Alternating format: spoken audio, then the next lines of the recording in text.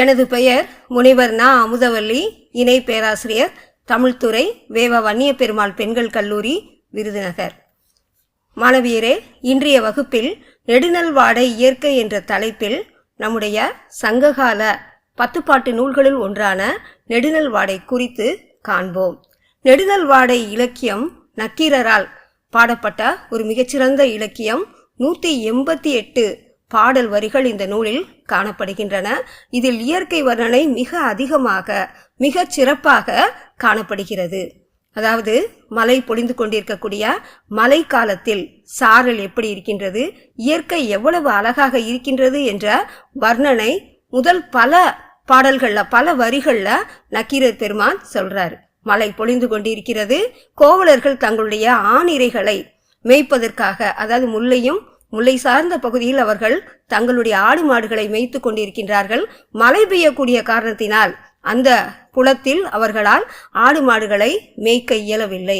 அதனால் வேறு புலம் நோக்கி அவர்கள் தங்களுடைய ஆடு மாடுகளை நடத்தி கொண்டு சென்று கொண்டு இருக்கின்றார்கள். அவ்வளவு அழகான ஒரு இயற்கை காலம். அவர்கள் தங்களுடைய தலையில் வெண்காந்தல் மலரை சூடிக்கொண்டு இருக்கின்றனர். அந்த வெண்காந்தல் பூ மிகவும் அழகாக இருக்கும். பனியோடு சேர்ந்த வாடை காற்றில் அவர்கள் இவ்வாறு காட்டு பகுதியில் தங்கள் ஆணிரைகளை மேய்த்து கொண்டிருக்கின்றனர். அவர்கள் குளிர் தாங்க முடியாமல், குளிரினுடைய அந்த கொடுமையை உடல் தாங்க முடியாத காரணத்தினால் தங்கள் கைகளை கன்னத்தில் வைத்துக்கொண்டு நடுங்கிக் கொண்டு இருந்தனர். வாடைக்காற்றினுடைய குளிர் தாக்குவதால் பசுக்களும் சரியாக உணவு உண்ணவில்லை. மரத்தில் இருக்கக்கூடிய குரங்குகள் எப்போதும் ஒரு நிலையில் இருக்காது. மரம் விட்டு மரம் தாவிக்கொண்டே இருக்கும். அப்படிப்பட்ட தன்மையுடைய குரங்கு கூட்டங்கள் கூட கூம்பிய நிலையில் அப்படியே அமர்ந்து இருந்தன. பறவைகளும் கூட மரத்தில் அமர்வதை விரும்பவில்லை. குளிர் தாங்க முடியாமல் நிலத்தில் விழுந்து கிடந்தன. இப்படிப்பட்ட ஒரு சூழல், இயற்கை காடும் காடு சார்ந்த பகுதியும் ஒரு அழகான தன்மையோடு கூட இயற்கை அங்கு இருக்கக்கூடிய உயிரினங்களை வருத்தி கொண்டு இருந்தது. அந்த நெடுநல்வாடையில் இருக்கக்கூடிய அந்த பகுதியில, அதாவது இயற்கையில, கன்று குட்டிகள் கூட கறவை மாடுகளினுடைய பாலை குடிக்கவில்லை. தாய் எப்போது தனக்கு பால் தருவாள் என்று ஏங்கிக் கொண்டிருக்கக்கூடிய கன்றுகள் கூட பசியே அதற்கு இல்லை. இப்படிப்பட்ட ஒரு கடுமையான வாடைக்காற்று அங்கு வீசிக்கொண்டிருந்தது. இந்த காலத்துல ஒரு நாள் நள்ளிரவு பொழுதுல அழகழகாக அந்த மலைச்சாரல் வீசக்கூடிய காரணத்தினால இயற்கையில புதர் கூட்டங்கள்ல ஏகப்பட்ட முசுண்டை கொடிகள் இருந்தன. அந்த முசுண்டை கொடிகள்ல அழகழகான பூக்கள் மலர்ந்து கிடந்தன. புதர் வெளிகள்ல இருக்கக்கூடிய மரங்கள்ல, அங்க இருக்கக்கூடிய மரங்கள்ல கொடிகள் படர்ந்து கிடந்தன. அந்த கொடிகள் என்ன கொடிகள் அப்படின்னா பீர்க்கங்கொடிகள். அதனுடைய பூக்கள் மிக மிக மஞ்சள் கலர்ல, அப்படியே பொன்னிறத்துல மிக அழகாக இயற்கை காட்சியளித்தது. வெள்ளையும் மஞ்சளுமாக அங்க இருக்கக்கூடிய புதர்கள் மிக மிக அழகாக காட்சியளித்தது. சாரல் அடித்துக்கொண்டே இருப்பதனால ஆற்றில வெள்ளம், தண்ணீர் வந்து கொண்டே இருந்தது. அந்த தண்ணியில, ஈரமணல்ல இருக்கக்கூடிய பசுமை நிற கால்களை உடைய கொக்குகள் அங்கு அமர்ந்து ஆற்று நீர்ல எப்போது மீன் வரும் என்று காத்து கொண்டிருந்தன. அந்த கொக்குகளினுடைய கால்கள் கூட பசுமை நிறத்தில் இருந்தனவா. நாரை கூட்டத்தினுடைய கால்கள் சிவந்த நிறத்தில் இருந்தன என்று அதனுடைய நிறத்தோடு கூடி நக்கீரர் நமக்கு அழகுபடுத்தி காட்டுகின்றார். மழை நின்றதும் வெண்மேகம் படர்ந்து வரக்கூடிய மூடு பனியாக அந்த பொழுது காணப்பட்டது. அப்புறம் மேலும் மருத சார்ந்த பகுதிகளில் நெற்கதிர்கள் எல்லாம் நன்றாக விளைந்து விட்டது. அவை முற்றி என்ன செய்துனா தலை சாய்ந்து கிடக்கின்றது. முற்றி தலை சாய்ந்து கிடக்குது. பாக்கு மரத்துல இருக்கக்கூடிய அந்த பாக்குகள் சதை பிடிப்போடு முற்றி தொங்குது. அங்க இருக்கக்கூடிய அந்த காய்கள், காட்டுல பூத்திருக்கக்கூடிய குளிர்கால மலர்கள்ல பனித்துளிகள் நிறைந்து கிடக்குது. அங்க இருக்க சூழ்நிலையில பசுமையான ஊர்கள், பழமையான ஊர்கள், அந்த ஊர்கள்ல நிறைய மாடங்கள் காணப்படுது, மாட மாளிகைகள் காணப்படுது. மாட மாளிகைகள் நிறைந்திருக்கக்கூடிய அந்த தெருக்கள் எப்படி இருந்தனவாம், ஆறு கிடந்தது போல இருந்தனவாம். அதாவது ஒரு ஆறு பாய்ந்தால் 2 பக்கமும் கரை இருக்கும் அல்லவா, அந்த கரைகள்ல வீடுகள் அமர்ந்திருப்பது போல அகன்ற தெருக்கள், பெரிய பெரிய மாளிகை வீடுகள். அங்க இருக்கக்கூடிய அந்த தெருக்களை இரவில் காவல் புரிவதற்காக அந்த காலத்துல காவல் வீரர்கள் இருந்தாங்க. அவங்க தூக்கம் வருவதற்காக, தூக்கம் வராமல் இருப்பதற்காக, குளிர் தன்னை தாக்குகின்றதே என்பதற்கு அந்த உடல்ல வந்து அந்த வருத்தத்தை போக்குவதற்காக அவர்கள் என்ன செய்தார்களாம், விடிய விடிய அவர்கள் ரோந்து பணியை மேற்கொண்டு இருந்தனர். அவர்கள் அதனால் கல்லருந்தினர்.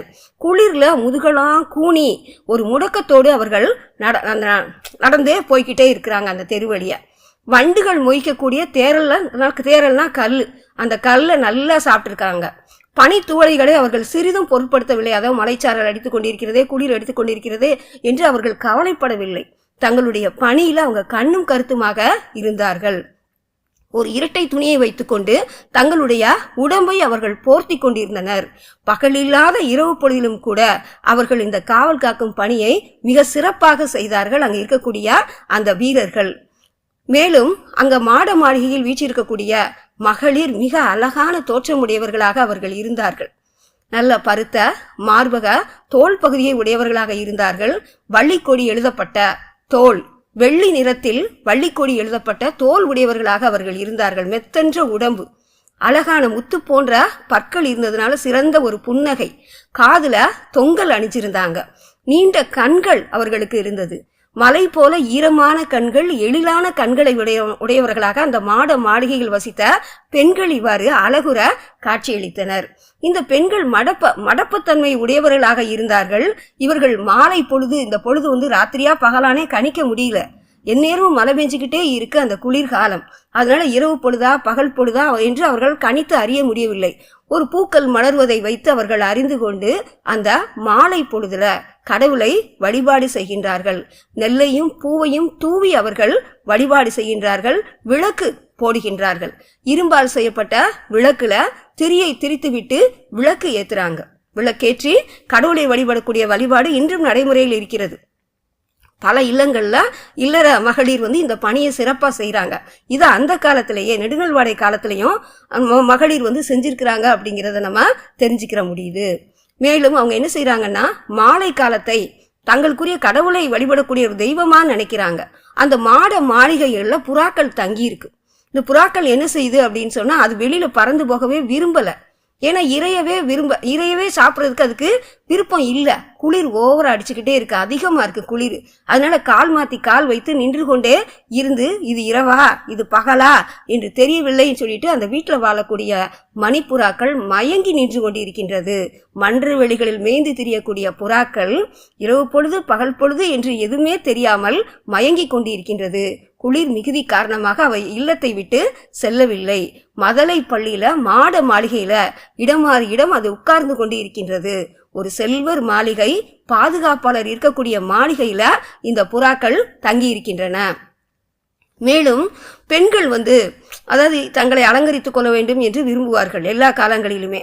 ஆனா இந்த காலத்துல, இந்த குளிர் காலத்துல பெண்கள் அவ்வளவாக அலங்காரத்தை விரும்பவில்லை. அவங்க என்ன செய்யறாங்க அப்படின்னு சொன்னா, அழகா அந்த வீடுகள்ல வட்டமான கல்லுல மணப்பொருளை கூட்டி அரைப்பாங்க. வெப்பம் தரக்கூடிய ஒரு மணப்பொருள் அது, அதைத்தான் செய்யறாங்க.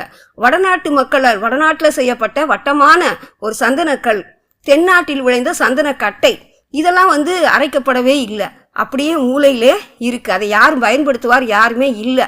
குளுமைக்காக பூசக்கூடிய ஒன்றை வந்து அவர்கள் பூசலை.